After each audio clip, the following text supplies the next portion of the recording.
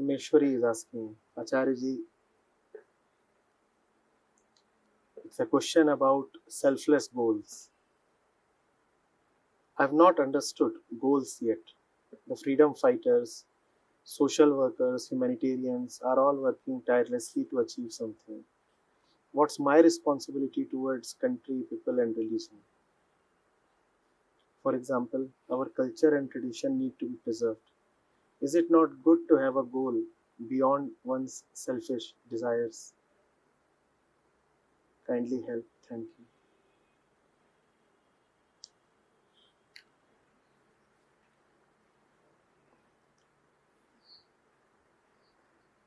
Rameshwari, the only genuine goal is the one that fulfills your life. Obviously, when you are talking about having goals, you are talking about having goals as a person. You are born, you are living, you take yourself to be a person, and you are talking about goals of that person. Essentially, you are asking what is worth doing. Essentially, you are asking what is worth taking as a goal.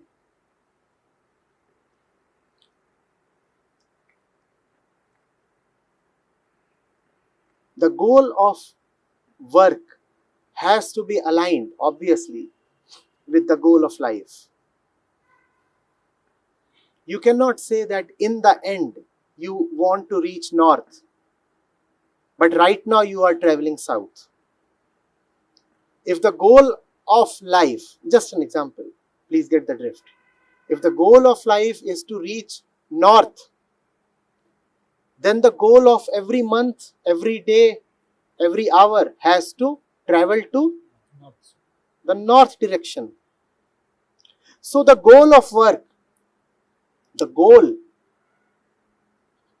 of all small periods of time has to be aligned with the overall goal and purpose of life. Do you get this much? What you are doing this month must be in the direction of what you need to do all your life. If you want to come to Rishikesh from Delhi, you cannot justify how you are moving towards Jaipur. It's almost the opposite direction. So, the goal of life has to be first of all known. If you know the goal of life, then you can talk about long-term, medium-term, short-term goals also. If you know that you have to reach Rishikesh from Delhi, then you can talk of reaching Meerut or Muzaffarnagar or Roorkee. Short-term, medium-term, long-term. Are you getting it? First of all, you must know what the ultimate goal is. First of all, you must know that you are coming to the Ganga from Delhi. Life is nothing but this, a movement to the Ganga from Gurgaon.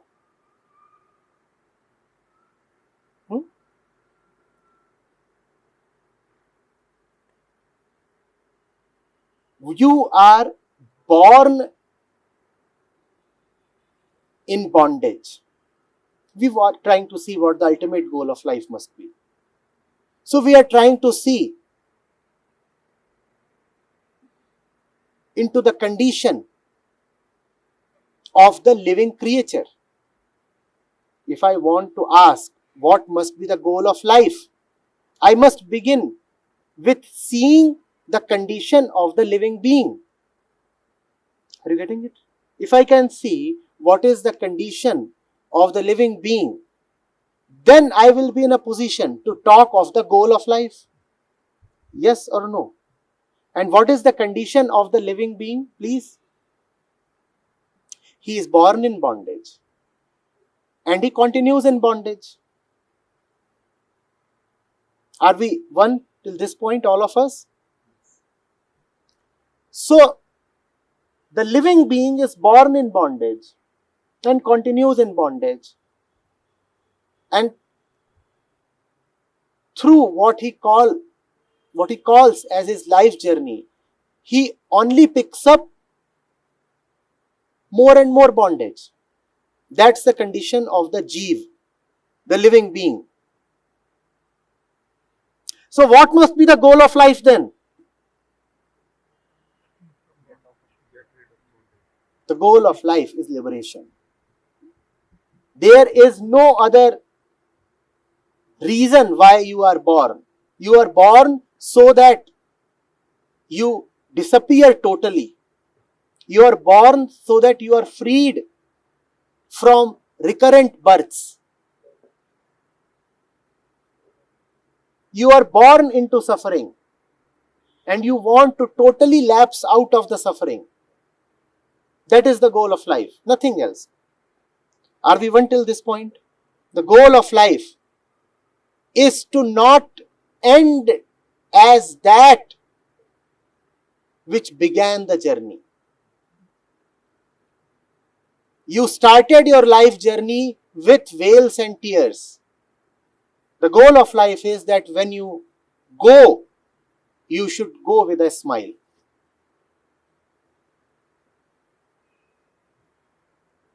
Devesh here loves to sing. कबीरा हम पैदा हुए, जग हंसे, हम रोए. You started your life journey with wails. And when you wailed, the world laughed. Ah, Deva is born. I don't know what he did when he was born, but must have been something different.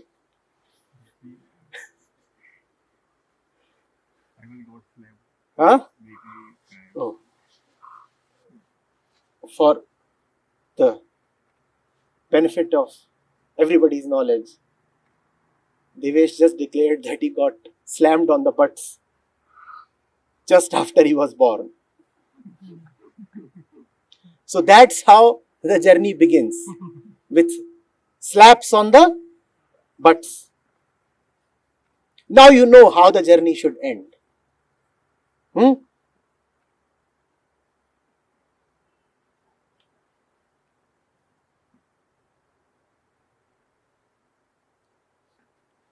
You got slapped on your ass when you were born.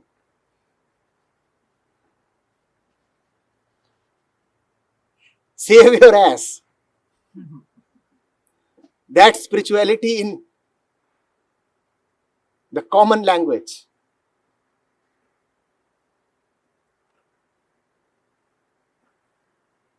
When you die, you must have known that the purpose of life is fulfilled. You are no more carrying the same tendencies, the same sufferings, the same attachments, the same illusions that you were born with. ऐसी करनी कर चलो, हम हंसे जग रोए. Now forget the part about the world crying. It has many aspects to it. I have spoken on it elsewhere. But focus on the part that says hum hase. The first line said hum roe. The second line says hum hase. That's the goal. That's the goal. With every passing breath, with every passing day, with every passing year, you should be getting actually better and better. And by betterment, I do not mean accumulation of wealth or knowledge or stuff. You should really be getting better as you advance in years. You should be getting better, deeply richer, and more beautiful.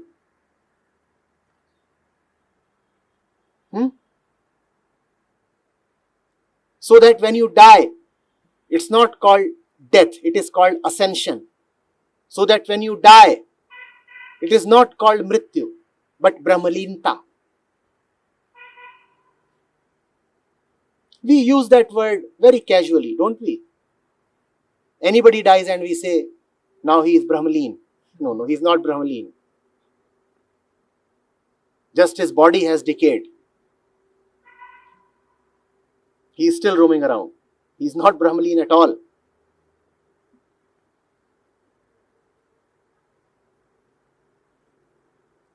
Now you decide if that is the purpose of life, and we are saying that all small purposes must be aligned with the ultimate purpose. Then you decide what your goals must be. Then you decide what your work must be. A work is worth doing if it liberates you. If it doesn't liberate you, it is going against the overall purpose of life.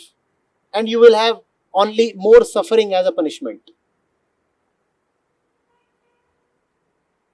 This is how you should choose your goals, your work. Your work both professionally, personally, in whatever sense. Whatever you are doing moment after moment, that is work. That's how you should look at your work. Is it liberating you? Is it challenging you? Is it breaking you down? If not, then that work is not worth doing. Work that doesn't challenge you, change you and destroy you is not work at all. It is merely an accumulation of more sheets. More sheets around your already illusioned core.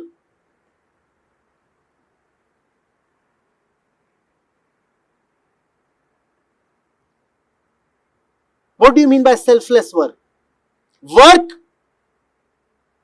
that dissolves the self. That is the meaning of selfless work. Otherwise, there is nothing called selfless work. You have talked of people working for the cause of tradition, country. What else is mentioned? Society. You said there are freedom fighters, social workers, humanitarians, and our culture and tradition need to be preserved. All that is all right. If working for the preservation of culture and tradition help you destroy your personal ego, go ahead. But it is not necessary at all. There are many in the business of preserving culture, tradition, and doing humanitarian and social work who are using their work as tonics to the ego. I am neither in favor of doing charitable work nor against. Because it is not about the stuff that you are doing. It is about the effect that that stuff is having upon you. You have talked of the freedom fighters. The greatest of freedom fighters, the real freedom fighters, had an all-encompassing vision.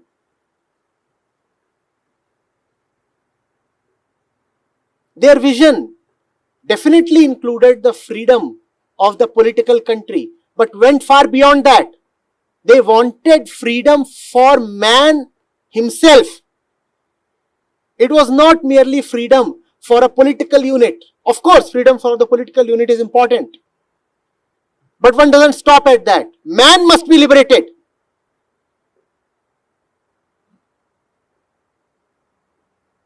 Man must be liberated. And for man to be liberated, all that which challenges and subjugates man must be fought. And therefore they fought. Are you getting it? They were fighting, let's say, the British, because the British were subjugating the essential freedom of man. Because without the British, it would be easier for man to be expressed. And that is why the British Raj had to be fought. If the British Raj is to be substituted with something that is equally oppressive, then rest assured the freedom fighters would have fought even the successor of the British Raj. They really had nothing in particular against the British or Europeans or white skin. They were opposed to the oppression of man. Go and ask a Bhagat Singh what he doesn't like. He will say, I do not like chained individuals. Go and ask a Tagore what he wants. He will say, where the mind is without fear. It's such a beautiful poem. Are you getting it? A mind without fear. That's what the greatest freedom fighters fought for. Now, if you, in your charitable efforts, you, in your quest for the preservation of tradition, culture and all else, are able to fight against the limitations of mind, against concepts, beliefs, superstitions, boundaries, then go ahead. But I must warn you,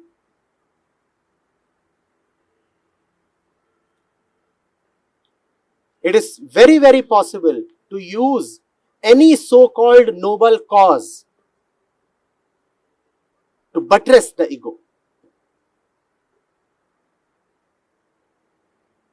Most people who are involved in the higher order causes are more egoistic than even the common man.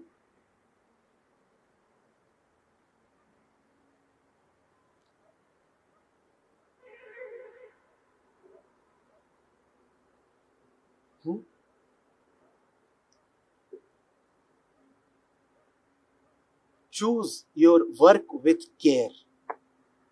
I hope I have been able to give you some insight into what selfless work means. Selfless work means work that leads to dissolution of the self. Because dissolution of the self is the only genuine purpose of life. If the self can be dissolved, in your particular case, by running a tea stall, go and run a tea stall. If the self can be dissolved by selling vegetables, go and sell vegetables. Figure out, in your case, what really challenges you. Figure out what is it that you need to do to fight and overcome the subjugating falseness. Figure out.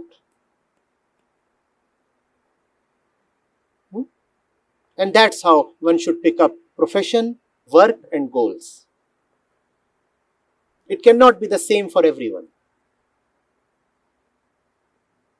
Work will differ, but whatever work you choose must lead to liberation. Yes? Ask yourself, the work that you are doing daily, is it liberating you? Or is it helpful in maintaining your besieged self? Ask. If your work liberates you, you are blessed. Very few are those who have work that liberates.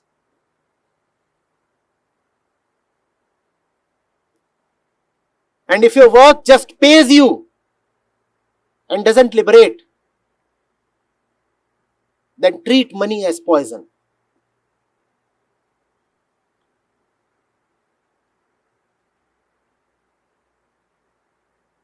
And if you can have work that pays you and liberates you,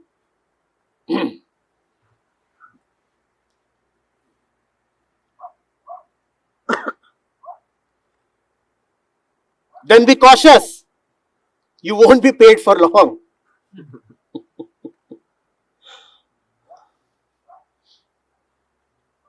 You won't want to be paid for long or paid too much.